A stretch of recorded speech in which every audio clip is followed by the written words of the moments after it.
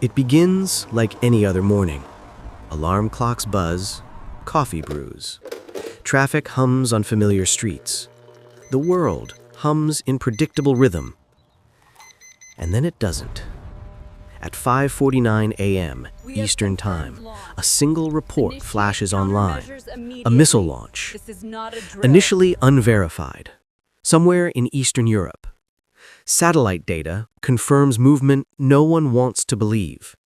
The images are grainy, fragmented, but clear enough to trigger the first stirrings of fear.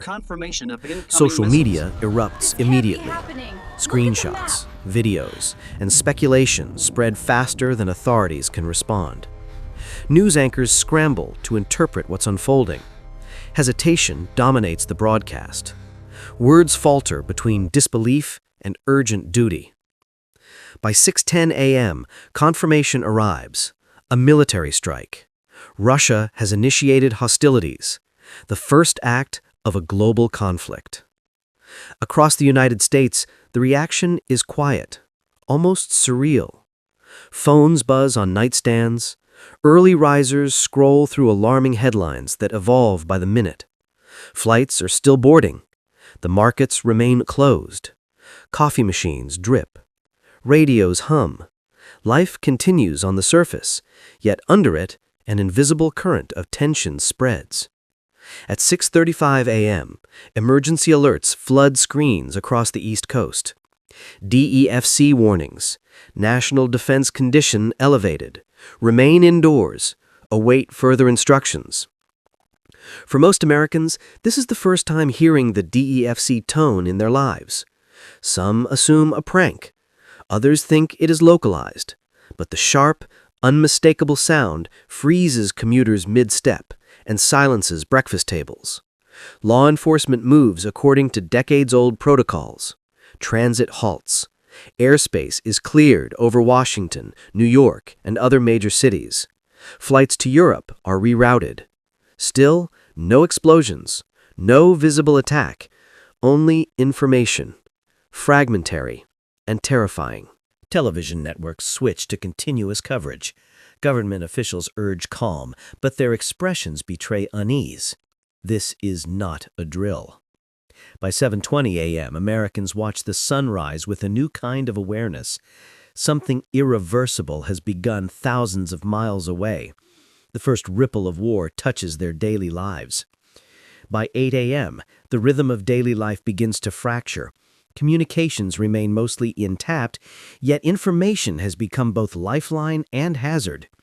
Television loops instructions, remain indoors, stay calm, await further orders. Supermarkets fill rapidly. People rush for bottled water, canned goods, and batteries. Gas stations see lines stretching around the block. Conversations spike with fear. Those who hours ago worried about being late for work now fear scarcity. The government strategy is containment. Keep the public informed, but not terrified. Maintain order while military assets reposition quietly. But the absence of visible attacks slowly erodes control. By 9:15 a.m., false reports spread faster than officials can correct them. Tweets claiming missile impacts in Los Angeles, Houston, and Miami trend globally. Videos of streaks in the sky flood feeds, some real, most fabricated. Distinguishing fact from fiction becomes impossible. In Washington, D.C., the White House stands behind barricades. Military convoys move south toward undisclosed positions. Wall Street halts trading.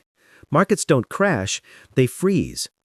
Across the Midwest, power grids fluctuate, not from attack, but from overwhelming demand. Phones, freezers, and radios strain circuits. Fear of losing connection is almost as tangible as fear of attack. By 10:30 a.m., schools close nationwide. Parents flood roads to pick up children. Interstate highways clog. Daily routines vanish, replaced by instinctive survival. America experiences a paradox of modern war. The battlefield is not yet physical, but its shadow is everywhere. By noon, signs of infrastructure collapse appear. Cyber disruptions spread quietly at first, then in waves. ATMs freeze mid-transaction, debit cards fail. Internet slows, stutters, then dies. Entire regions lose access to online banking, government websites, and news feeds. Social media flickers out. Panic spreads silently, almost invisibly. Stores cannot process remaining supplies. In rural areas, cell towers fail one by one, isolating communities. Emergency radio becomes the final link to the outside world. Calm, repetitive voices issue instructions. Remain calm. Federal authorities are responding. Few believe it. Repetition becomes mantra, a thread holding society together. By 1:15 p.m., hospitals enact emergency protocols. Generators hum. Ambulances idle to conserve fuel. Families gather outside, desperate for news that no longer arrives. At home, millions stare at blank screens. Parents search for flashlights, battery packs, radios. Absence of information breeds imagination and terror. For the first time in decades, the United States feels isolated. By 2 p.m., a clear truth emerges. In modern war, the first casualties are certainty and trust, not cities or soldiers. Streets empty. Highways are clogged with stranded commuters. Shops remain shuttered. Aircraft are grounded. The world Americans knew vanishes in principle, if not yet in visible destruction. By 3:30 p.m., power outages spread. Digital connections fail coast to coast. Americans rediscover human rhythms. Neighbors converse across fences. Families gather by candlelight. Amateur radio operators, once hobbyists, become essential lifelines. Communities improvise. Food, water, fuel, and information circulate through human networks. Fragile unity emerges amid fear. By 5:15 p.m., the sun sets unnoticed. Major cities enforce curfews. Police patrol empty streets. Loudspeakers echo through skyscraper canyons. Return home, remain indoors. Fear evolves. It is no longer about missiles or bombs. It is the fear of the unseen, the unknown, the invisible front line that may already have passed. By 6 p.m., rumors of offshore naval skirmishes spread.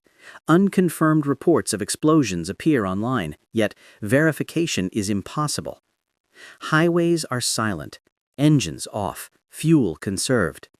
Aircraft punctuate the sky with faint streaks of light, satellites, drones, missiles, or something else entirely. In homes, Americans revert to simple, timeless routines, handwritten notes, whispered prayers, quiet conversations. Those who once relied entirely on screens reconnect to neighbors. Churches open doors. Volunteers distribute food. Amateur radio operators reconnect towns and states. Adaptation is human, improvisational, and slow, but it works. By 7:30 p.m., the blackout has reached nearly every state. The first day of conflict ends not with explosions, but silence. The war has yet to strike every home, but its shadow is everywhere. Americans awaken to the realization that life as they knew it is gone. By the following morning, streets are lined with stalled cars. Gas stations are dark. Signs are frozen in place. Silence dominates the landscape. Government messages on emergency radio are short, mechanical. Shelter in place. Assistance is coming. Timing and location remain unknown. At home, Americans inventory essentials. Food, water, fuel. Grocery stores cut off from supply chains remain shuttered. Credit cards are useless. What once seemed limitless, electricity, communication, abundance, has become finite, measured in hours, liters, and calories. Yet beneath fear, a strange calm emerges. Neighbors share meals by candlelight. Parents comfort children with stories of endurance and resilience. Communities rediscover what it means to belong and support one another. History rarely announces itself. It arrives quietly, in moments of confusion, choices made under pressure by ordinary people. By noon of the second day, makeshift aid centers form in schools, churches, and parking lots. Amateur radio operators report intermittent transmissions from overseas, fragments suggesting the conflict is expanding. For most Americans, the front line is invisible. Distance matters less than uncertainty. In 24 hours, a nation built on abundance learns how fragile modern systems truly are. The grid, the markets, the screens, all gone. What remains is human currency: trust, courage, and the will to endure. The first day of a Russian attack ends not with the fall of cities, but with awakening, awareness, understanding. The realization that survival is measured not in firepower, but in adaptability, compassion, and resilience. The morning after carries no comfort, only the heavy knowledge that the world has irrevocably changed.